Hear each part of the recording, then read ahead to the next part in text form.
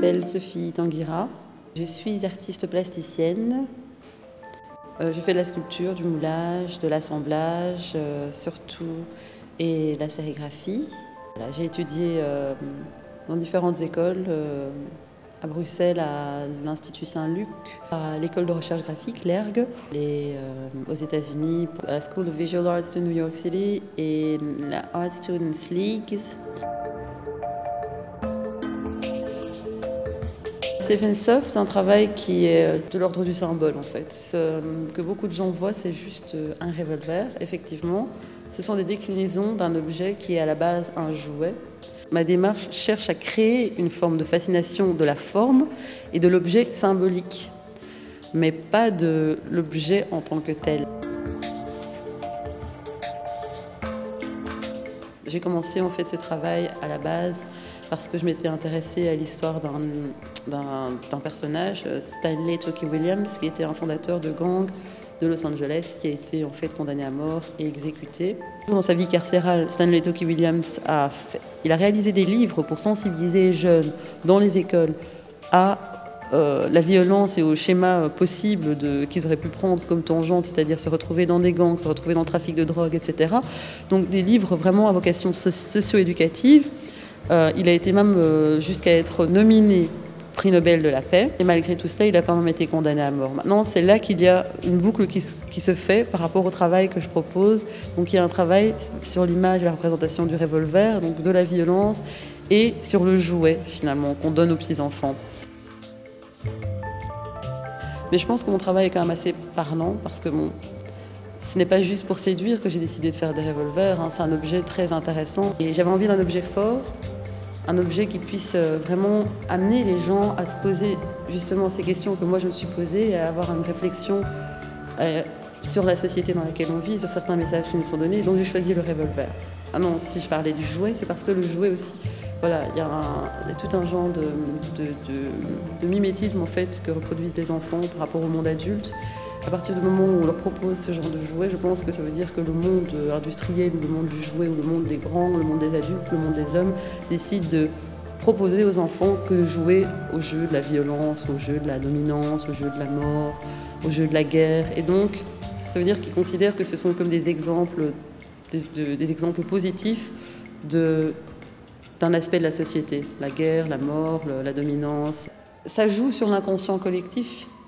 Et je crois qu'inconsciemment, tout le monde est un peu séduit. On peut aussi juste se contenter de voir mon travail comme un travail esthétique. Il a une vocation esthétique. Je me suis amusée aussi à créer des formes et à jouer sur les couleurs, sur plein d'éléments, à jouer avec la matière. Donc oui, il n'y a pas que l'idée. Il y a l'idée et puis il y a la forme, quoi.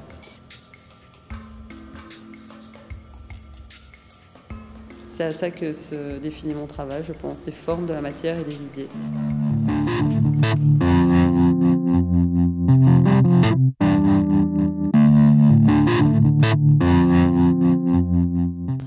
Je m'appelle Joan Baggio, j'ai 24 ans et j'habite et je travaille en ce moment à Bordeaux, en France.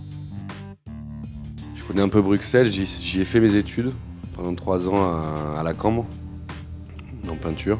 J'ai toujours eu une formation en art visuel depuis que je suis au collège et même avant. J'étais déjà dans une section art plastique. Je suis passé par le graffiti, fait que depuis assez récemment, 2-3 ans, que mon travail s'oriente aussi vers du textile, des installations, des rituels.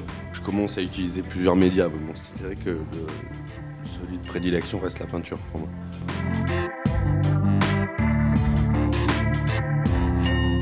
Moi, la peinture, je trouve ça très très intime.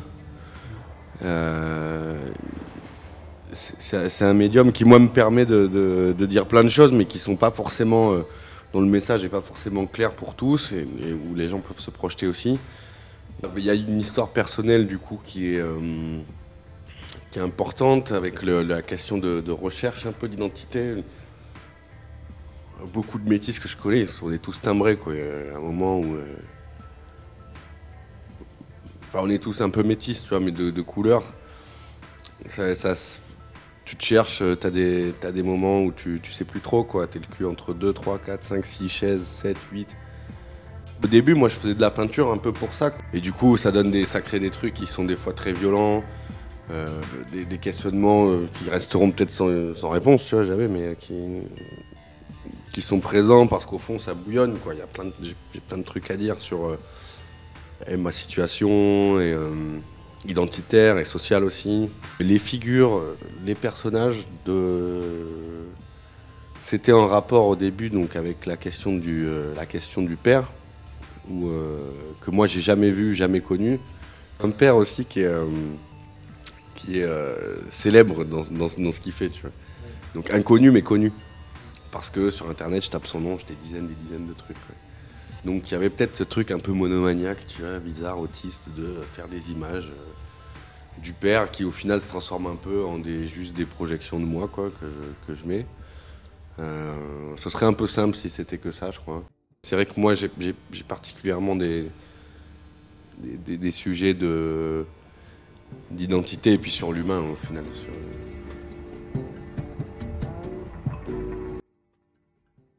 Je me sers de sujets d'actualité pour moi m'y projeter et des choses aussi de l'histoire, hein, du passé. Là, il y a un tableau sur la conférence de Valaloïd, là il y a un autre sur Obama effectivement.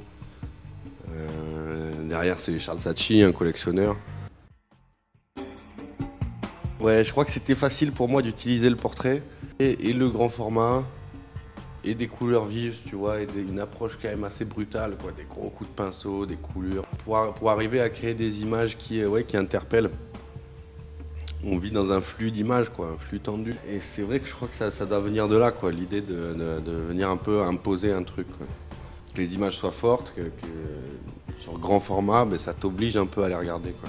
Alors que dans le tableau, ce qui est le plus évident n'est pas forcément moi ce qui me plaît le plus. Hein. C'est sur un tableau, sur un grand format comme l'Obama qui est derrière, qu'on verra là tout à l'heure, il y a peut-être juste des petits moments de peinture qui sont en fait les plus intéressants parce qu'eux ne racontent pas d'histoire, ils n'ont pas de sujet, le sujet c'est juste eux-mêmes. Je crois que ça me vient un peu de la bande dessinée où j'ai appris à lire grâce à ça. Et je trouve ça très très pratique comme moyen en fait de vite rentrer dans quelque chose et de pouvoir dans une seule toile avoir des petits moments comme ça. Et sur son boulot, moi je suis très content parce que j'ai l'impression que ça entre un peu en résonance. Moi mes gros formats, et des couleurs partout, et puis elle c'est plus minutieux, c'est plus des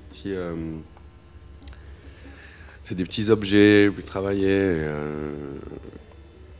Au final ça se complète bien, je trouve, dans ce lieu surtout, qui est magnifique. Et ça traite aussi d'une certaine violence un peu douce, quoi, au final.